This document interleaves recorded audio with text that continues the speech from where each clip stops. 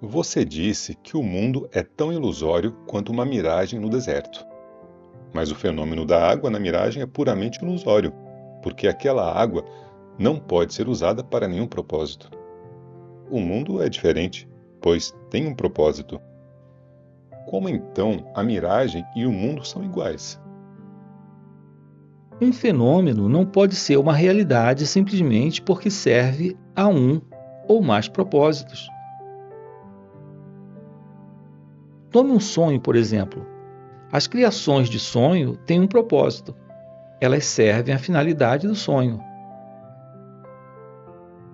A água de sonho sacia a sede de sonho. A criação do sonho é, no entanto, contestada no estado de vigília. A criação de vigília é contestada nos outros dois estados. O que não é contínuo não pode ser real. Se real, a coisa deve sempre ser real, e não real por um curto período e irreal em outros momentos. Assim é com as criações mágicas.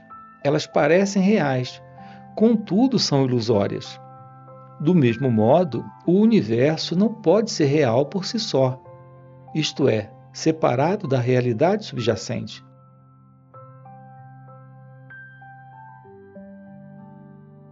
Existe fogo na tela em uma exibição de cinema. Ele queima a tela? Ou então, uma cascata de água. Ela molha a tela? Existem armas. Elas danificam a tela?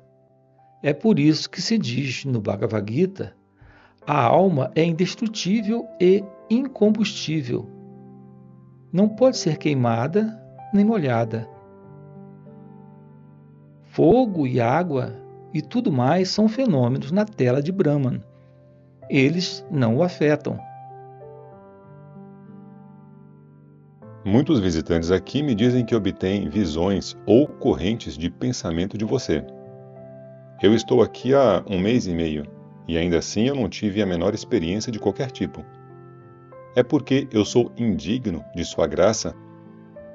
Se for, eu acho vergonhoso que eu, sendo da linhagem de Vasista, não tenha sua graça, enquanto estrangeiros distantes têm. Você, bondosamente, irá sugerir algum método de expiação para remover essa desgraça? As visões e as correntes de pensamento são tidas de acordo com o estado mental. Elas dependem dos indivíduos e não da presença universal. Além disso, elas são irrelevantes. O que importa é a paz mental. A paz mental é o resultado de um transe. Como o transe é obtido? O transe é só a ausência de pensamentos. Esse estado prevalece no sono. Você tem paz mental duradoura por conta disso? Está escrito no jornal do ashram que o transe é necessário. O transe não é algo separado para ser obtido novamente. O seu estado natural é o de transe. Mas eu não sinto isso. Essa crença é a obstrução. Como não realizei o ser, eu digo que não entendo meu estado permanente de transe. Essa é apenas uma repetição. Essa é a obstrução. Isso ocorre porque você pensa que o não-eu é você. Esse é o erro. Não tome o não-eu pelo ser. Então o ser será evidente para você. Eu entendo teoricamente, mas não praticamente. Não há dois eus para que o eu possa falar da não realização do ser. E isso ainda é teórico para mim. Como faço para obter o transe? O transe é apenas temporário em seus efeitos. Há felicidade enquanto ele dura. Depois de sair dele, as vássanas antigas, as impressões passadas da mente que influenciam o comportamento retornam. A menos que as vássanas sejam destruídas, em Sahaja Samadhi, que é o Samadhi sem esforço, Não há benefício do transe. Mas o transe deve preceder o Sahaja Samadhi? O transe é o estado natural. Embora existam atividades e fenômenos, eles não afetam o transe. Se eles são percebidos como não separados do ser, o ser é realizado. De que vale o transe a menos que ele traga uma paz de espírito duradoura? Saiba que agora mesmo você está em transe. Não importa o que aconteça. Isso é tudo. Mas como devo fazê-lo? Eu já li que é onde as palavras e a mente não alcançam. Mas li também que deve ser percebido apenas com a mente. Sim, a mente pura, isto é, a mente livre de pensamentos, é o ser. A mente pura está além da mente impura. Visto com o mais sutil dos intelectos sutis, dos videntes sutis. O que foi dito da mente se aplica a isso também. Se o transe é meu estado natural, por que dizem que é necessário que o transe seja obtido antes da realização? Isso significa que se deve estar ciente do seu eterno estado de transe. A falta de atenção a isso é ignorância. A desatenção é a própria morte. Como eu posso ser atento sem ter um transe anteriormente? Muito bem. Se você está tão ansioso pelo transe, qualquer narcótico irá provocá-lo. O vício em drogas será o resultado, e não a libertação. Existem vássanas em estado latente mesmo no transe. As vássanas devem ser destruídas. Pode haver autorrealização antes de as vássanas serem totalmente destruídas? Há dois tipos de vássanas: as que causam escravidão para os ignorantes e as que dão prazer para os sábios. Essas não obstruem a realização. As pessoas autorrealizadas renascem? Os realizados não podem renascer. O renascimento é devido às vássanas, que são vinculativas, mas elas são destruídas no estado de autorrealização. Nós devemos entender que aqueles que renasceram foram ao estágio de Kevala Nirvikalpa, mas não ao Sahaja Nirvikalpa Samadhi? Sim, Se apenas as vássanas para o prazer não obstruem o estado de realização, e se alguém pode olhar para os acontecimentos do mundo sem o seu estado de bem-aventurança ser perturbado, isso significa que só o apego é escravidão. Estou certo? sim, bastante. O apego é escravidão. O apego desaparece com a eliminação do ego. Dizem que a realização é ajudada pela graça do Guru. O guru é o ser. Krishna teve Sandipini como seu Guru, e Rama teve Vasista. O guru é considerado externo para o buscador. A introspecção da mente é provocada pelo guru. Como o buscador é inclinado para o exterior, ele é aconselhado a aprender de um guru. No devido tempo, o buscador vai descobrir que o guru é o ser. Eu posso ter a graça do Guru, A graça está sempre aí.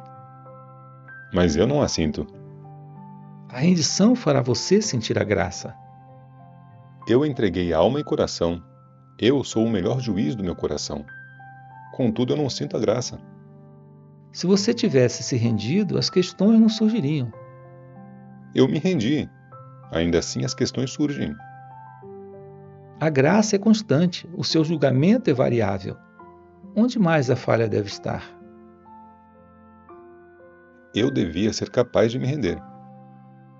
Tayu Manavar disse: Glória a ti por me habilitar a discutir e também a seguir as tuas palavras até agora.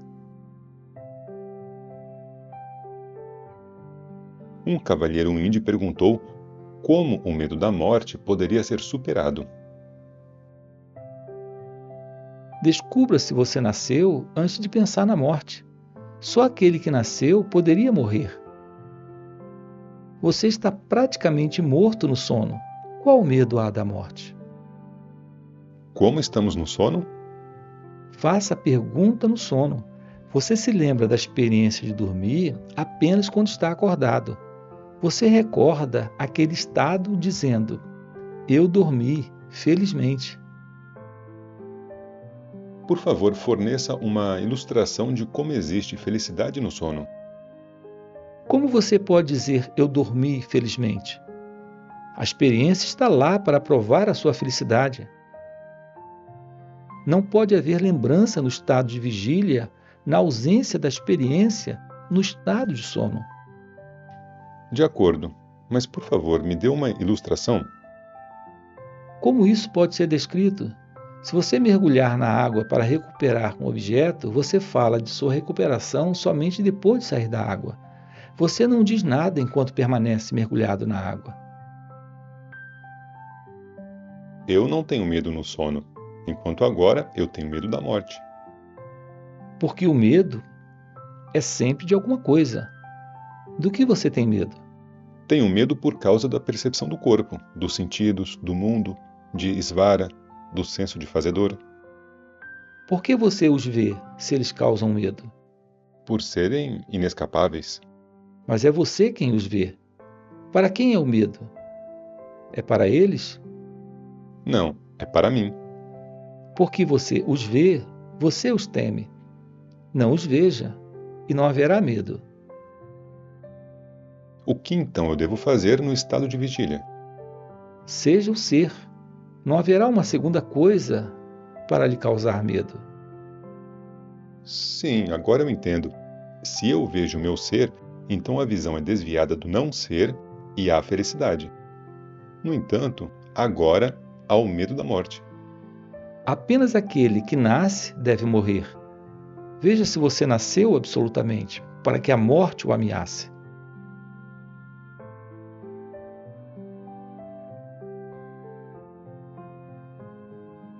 O que significa a palavra habilidade na frase yoga é habilidade em ação? Como essa habilidade é obtida? Faça ações sem se importar com o resultado. Não pense que você é o fazedor. Dedique a obra a Deus. Essa é a habilidade e também o modo de ganhá-la. Na frase equanimidade é yoga. O que é a equanimidade? É unidade na diversidade. O universo agora é visto como diverso. Veja o fator comum em todos os objetos. Quando isso é feito, a igualdade dos pares de opostos segue naturalmente. Como o fator comum deve ser percebido na diversidade? O observador é apenas um. A diversidade não aparece sem o observador. Não há mudança no observador, por mais que os outros possam mudar. A frase habilidade em trabalho é yoga, representa karma. Equanimidade é yoga, representa yoga. Apenas renda-se a mim, representa bhakti. E só um sem um segundo, representa inana. Todas transmitem o mesmo significado. Elas são apenas a verdade única apresentada sob diferentes aspectos. A graça é necessária para isso? Sim, Como ganhar a graça divina? pela rendição, Eu ainda não sinto a graça. está faltando sinceridade. A rendição não deve ser verbal nem condicional. São Justiniano disse: a oração não é verbal, é do coração. Fundir-se no coração é oração. Isso também é graça. Há outra passagem que diz: eu estava o tempo todo procurando por ti, mas ao realizar o ser, eu descubro que você é o ser. O ser é meu tudo, e então você é meu tudo. As impurezas da limitação, ignorância e desejo colocam obstáculos no caminho da meditação. Como vencê-los? Não seja influenciado por elas. Mas a graça é necessária. Sim, a graça é o começo e o fim. A introversão se deve à graça, perseverança é graça e realização é graça. Esse é o motivo da declaração: apenas renda-se a mim. Se alguém já se rendeu totalmente, há alguma parte restante para pedir graça? Ele é absorvido pela graça. Os obstáculos são poderosos e obstruem a meditação. Se você reconhece um poder superior e se rende a ele, como eles vão obstruir você? Se você diz eles são poderosos, a fonte do poder deles deve ser segurada para que eles não obstruam você.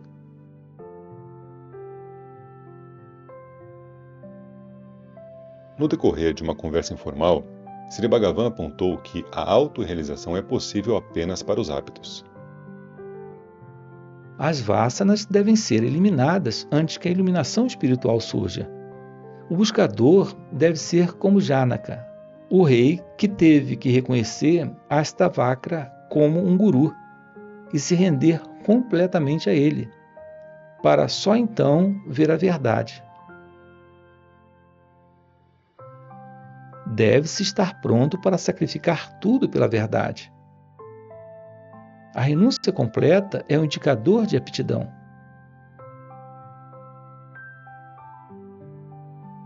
As misérias aparecem no estado de vigília. Por que elas devem aparecer? Se você vir o seu ser, elas não vão aparecer. Se eu me volto para olhar quem eu sou, eu não encontro nada. Como você permaneceu em seu sono? Não havia pensamento eu lá, e você era feliz. Mas há pensamentos florescendo na esteira do pensamento raiz eu na vigília. E esses escondem a felicidade inerente. Livre-se desses pensamentos, que são os obstáculos para a felicidade. O seu estado natural é de felicidade, como era evidente em seu sono. Eu não sei nada da minha experiência de sono. Mas você sabe que foi felicidade. Do contrário, você não estaria dizendo, eu dormi, felizmente. Quando não há nenhum pensamento, nenhum eu e nada de fato, exceto você, você está feliz. Essa é toda a verdade. Isso é exatamente o que é transmitido pelo versículo. Você é aquilo. Encontre o seu ser, e então aquilo será conhecido. Como é esse ser? Ele é Brahman? Por que você quer saber de Brahman separado de você? A Escritura diz, você é aquilo. O ser é íntimo para você e você não pode realmente estar sem o ser. Realize isso. Essa é a realização de Brahman também. Mas eu não consigo fazer isso. Eu sou muito fraco para realizar o meu ser. Nesse caso, renda-se sem reservas e o poder superior se revelará. O que é rendição incondicional? Se você se render, não haverá ninguém para fazer perguntas ou para ser pensado.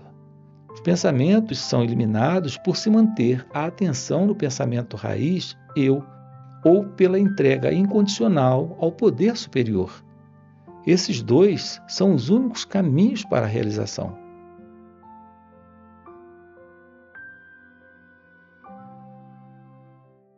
Sim, a rendição completa é impossível no início. A rendição parcial é certamente possível para todos. No decorrer do tempo, ela levará a uma rendição completa. Bem, se a entrega é impossível, o que pode ser feito? Não há paz de espírito. Você é impotente para produzi-la.